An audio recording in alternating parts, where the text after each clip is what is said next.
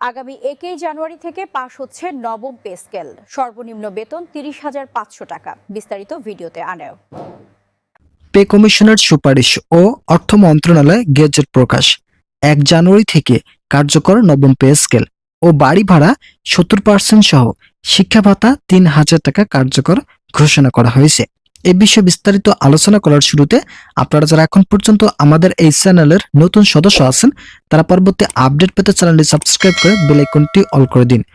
অবশেষে পে কমিশনের পক্ষ থেকে নতুন একটি সুপারিশ সামনে এসেছে। পে কমিশনের চেয়ারম্যান জাকির আহমেদ খান ও অর্থ উপদেষ্টার মধ্যস্থতায় বৈঠক অনুষ্ঠিত হওয়ার ফলে 1 জানুয়ারি নবম পে স্কেল কার্যকরের সিদ্ধান্ত গ্রহণ করা হয়। সংশ্লিষ্টরা বলেন, শুধুমাত্র নবম পে স্কেল কার্যকর করা হবে না, এখানে থাকবে 2015 সালের গঠিত অষ্টম বেতন স্কেলে বন্ধ হয়ে যাওয়া সিলেকশন গ্রেড ও টাইম স্কেল পুনরুদ্ধারের নতুন সুবিধা। কর্মচারীদের জন্য সিলেকশন গ্রেড ও টাইম স্কেল খুবই গুরুত্বপূর্ণ একটি বিষয়, তাই তারা এই দুইটি ভাতা পুনরায় চালুর জন্য অর্থ মন্ত্রণালয় ও পে কমিশনের কাছে আবেদন জানায়। এরপর পে কমিশন এই বিষয়টি নিয়ে অর্থ মন্ত্রণালয়ের সঙ্গে আলোচনা করেন, যার ফলে অবশেষে সিলেকশন গ্রেড ও টাইম স্কেল পুনরুদ্ধারের নতুন সুবিধা চালুর দিক নির্দেশনা প্রকাশ পেয়েছে। সংশ্লিষ্ট কর্তৃপক্ষ জানায়, এটি কার্যকর হলে সবথেকে বেশি উপকৃত হবেন কর্মচারীরা। আগামী 1 জানুয়ারি থেকে সরকারি চাকরিজীবীরা পাবেন নবম পে স্কেলের আওতায় সকল ধরনের সুযোগ সুবিধা, যার ফলে কর্মকর্তা ও কর্মচারীরা দীর্ঘদিনের যে সমস্যা জর্জরিত ছিল, অবশেষে তাদের সকল সমস্যার সমাধান ঘটবে। নবম পে স্কেল বাস্তবায়ন করা হলে যারা অবসরপ্রাপ্ত সরকারি চাকরিজীবী আছেন তাদের জন্য থাকবে বিশেষ সুযোগ সুবিধা। ইতিপূর্বে যারা অবসর গ্রহণ করেছেন এবং পরবর্তীতে যারা অবসর গ্রহণ করবেন তাদের সকলের জন্য শতভাগ পেনশন সুবিধা বৃদ্ধির জন্য দাবি জানিয়েছেন কর্মচারী ফোরামের সদস্যরা। তবে এই বিষয়টিকে ভালোভাবে পর্যালোচনা করে পে কমিশনের চেয়ারম্যান বলেন, শতভাগ পেনশন সুবিধা কার্যকর করা সম্ভব নয়। ভিডিওটির এই মুহূর্ত পর্যন্ত এসেও আপনারা যারা এখন পর্যন্ত আমাদের এই চ্যানেলের নতুন সদস্য আছেন তারা পরবর্তী আপডেট পেতে চ্যানেলটি সাবস্ক্রাইব করে বেল আইকনটি অল করে দিন। অবসরপ্রাপ্ত সরকারি চাকরিজীবীদের জন্য 85% থেকে 90% পর্যন্ত অবসরকালীন ভাতা প্রদান করা হলে তাদের অর্থনৈতিক শক্তি বজায় থাকবে, কিন্তু শতভাগ পেনশন সুবিধা বজায় থাকলে এটা রাজস্ব খাতে ব্যাপক ঘাটতি তৈরি করতে পারে, যার ফলে যারা সরকারি চাকরিজীবী আছেন তারা পাবেন 85% থেকে 90% পেনশন সুবিধা। আগামী 1 জানুয়ারি 2026 থেকে নবম পে স্কেল কার্যকরের পাশাপাশি সরকারি চাকরিজীবীদের জন্য অবসরকালীন ভাতা একযোগে কার্যকর করার সুপারিশ প্রকাশ পেয়েছে। একই সঙ্গে যারা ঊর্ধ্বতন কর্মকর্তা আছে তারা নবম পে স্কেল বাস্তবায়নের পাশাপাশি আরো বেশ কিছু গুরুত্বপূর্ণ ভাতা পুনরুদ্ধারের সিদ্ধান্ত জানায়। তারা বলেন, সরকারি চাকরিজীবীদের জন্য নবম পে স্কেল বাস্তবায়ন করা হলে তাদের অর্থনৈতিক সমৃদ্ধি খুবই শক্তিশালী হবে। বিশেষ করে যারা তৃতীয় ও চতুর্থ গ্রেডের কর্মচারী আছেন তারা বেশ কিছুদিন যাবৎ আর্থিক সমস্যা জর্জরিত।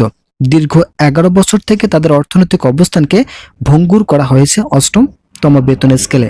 যেখানে প্রথম থেকে 10ম গ্রেডে কর্মকর্তাদের বেতন আকাশচুম্বী, সেখানে 11 থেকে 20তম গ্রেডের কর্মচারীদের বেতন অত্যন্ত কম, যার ফলে সকল কর্মচারীদের জন্য নবম পে স্কেল বাস্তবায়ন করা জরুরি হয়ে দাঁড়িয়েছে। অন্তর্বর্তীকালীন সরকার এই দিকগুলো পর্যালোচনা করে সর্বনিম্ন বেতন 27,000 টাকা পর্যন্ত বৃদ্ধির নতুন রূপরেখা তৈরি করেছেন। বিভিন্ন সূত্র থেকে জানা যাচ্ছে, সর্বনিম্ন বেতন 25,000 টাকা থেকে 27,000 টাকার মধ্যে রাখা হবে। এই দুইটি বিষয়ের মধ্যে মতবিরোধ থাকলেও 25 থেকে 27,000 টাকায় সর্বশেষ বহাল থাকবে। ভিডিওটির এই মুহূর্ত পর্যন্ত এসেও আপনারা যারা এখন পর্যন্ত আমাদের এই চ্যানেলের নতুন সদস্য আছেন তারা পরবর্তী আপডেট পেতে চ্যানেলটি সাবস্ক্রাইব করে বেল আইকনটি অল করে দিন। কর্মকর্তা ও কর্মচারীদের উভয় চাকরিজীবীদের জন্য বাড়ি ভাড়া 70% পর্যন্ত বৃদ্ধির নতুন সিদ্ধান্ত গ্রহণ করা হয়েছে। এছাড়াও যারা শহর অঞ্চলে চাকরি করে থাকেন তাদের জন্য থাকবে 75% পর্যন্ত বাড়ি ভাড়া বৃদ্ধির সুবিধা।